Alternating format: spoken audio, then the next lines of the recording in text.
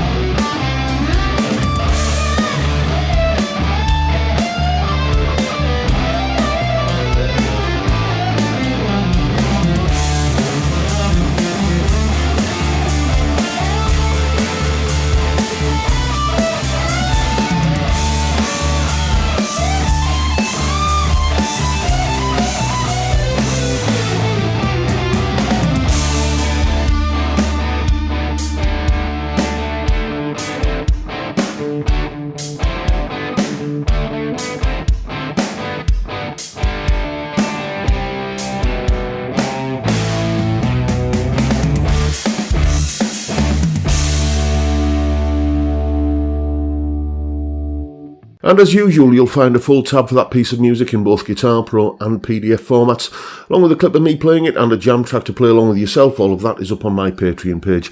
There's the address, link in the description. $3 a month gets you access to all of these additional resources and goodies that go along with these YouTube videos. A massive, massive thank you to everyone who supports me in that, or any of the other ways, all of which are also downstairs in the description. Right.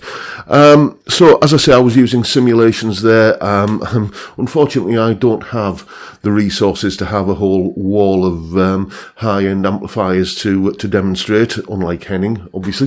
He's got that famous amp wall, hasn't he? I don't, so I used simulations. I was using Guitar Rig 6 for this, which I think does a a really creditable and credible and realistic job of modelling amplifiers these days. If you're one of the people that has no truck with software simulations, well, I'm sorry, normal service will be resumed as soon as possible, where I'll be back to using the old blue guitar amp one. But today we're looking at simulations of classic amps, just to give you a bit of a flavour of what they sound like. And I started that little tune off there with a Marshall sound, and what I did for all of these amplifiers, I thought, well, I know what they sound like, but how do you describe it? So I did a little bit of a Google thing, and was looking for the words that most people tend to use to describe a particular amp sound. And for Marshall, the three words that cropped up again and again were aggressive, growl, and gritty. You know, it is the sound of classic rock, frankly. You know, AC/DC, Thin Lizzy, Slash, Gary Moore, Jimi Hendrix, Clapton, the list goes on. Pretty much everybody who's ever played rock music has used a Marshall amp at some point. And this is a bit of a representation of what they sound like.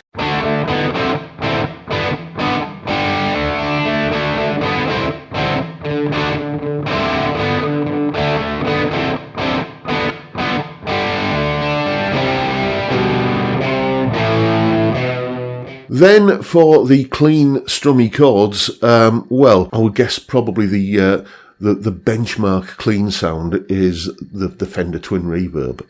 Really, it's possibly the Roland JC120 would be a contender, but I thought I'd go for the Twin Reverb in this demo here, because that's the clean sound that I prefer. Again, the sort of general consensus, the words that kept cropping up again and again for to describe a Fender Twin Reverb sound are clean, bright yet warm, and a benchmark clean sound. You know, it's not surprisingly, it's the amp of choice for many players who like to stay on the cleaner end of the spectrum. Peter Green apparently was a fan of Fender Twins. I always thought of him as more of a Marshall guy, but you live and learn. Eric Johnson, B.B. King, James Burton, Mark Knopfler, Roy Buchanan. All of these players, you know, would be apparently big fans of the Fender Twin Reverb. You can crank it and get it to start cooking and overdriving a little bit, but you better be wearing ear protection, because another characteristic of the Fender Twin Reverb is that it is clean and loud. Here's an example of what I think of as a classic Twin Reverb sound.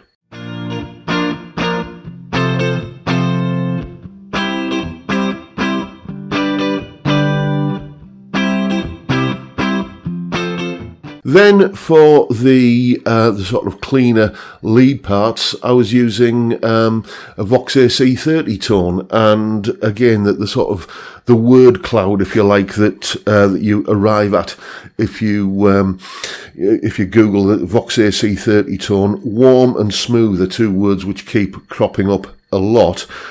Clean to crunch, it's a beautiful, warm, clean sound that when you kind of crank it overdrives and clips in a most musical manner, largely due to its Class A circuit. If you don't know what that means, it's a technical thing, basically about the circuitry inside the amp.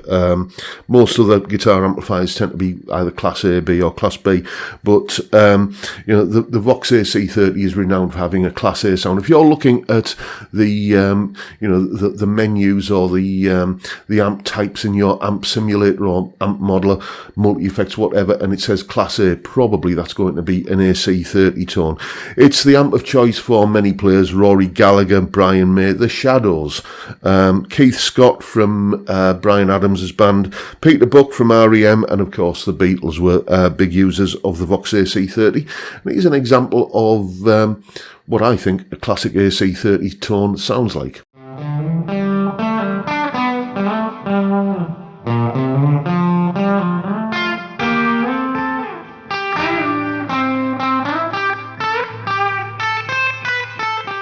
Then for the high gain stuff, the shoutier solos, I was using a Mesa Boogie dual rectifier amp model, an uncompromising, unashamed, modern rock amplifier. The thing that characterises, I think, a lot of these, well, certainly most of these modern kind of high gain amps, is that they all have a very kind of strong low end capability, so they can handle a lot of the drop-tuned 7-string, 8-string riffs with a good low frequency response. High gain, modern rock. It basically, think of artists like Blink-182, Buckethead, Dave Grohl from Foo Fighters, both Kirk and James from Metallica, Adam Jones from Tool, John Petrucci from Dream Theater. Those are the kind of players who I tend to associate with a dual rectifier sound. And here's what it sounds like, the simulation of it in guitar rig. Here's what that sounds like.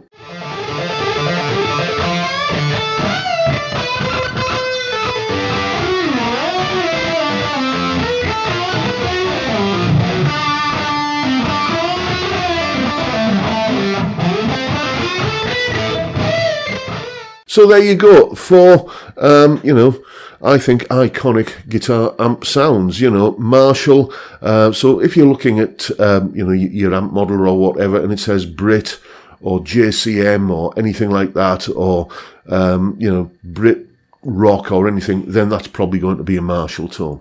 If it says, California Clean or something like that, then you're probably looking at a Fender Twin tone. Brit Class A or maybe just Class A is usually pretty much invariably going to be a Vox AC30 tone. And as you saw there in that last little clip, it was that the guitar rig simulation is called Gratifier. So it tends to be words that end in ifier, like that, mortifier, gratifier, so that kind of thing, because it's hinting at the fact that it's a dual rectifier amp model.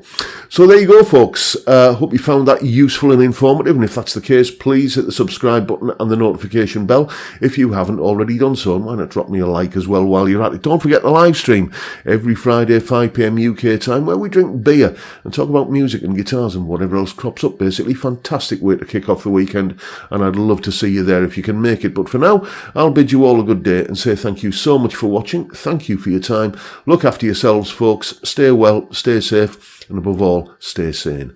Bye for now.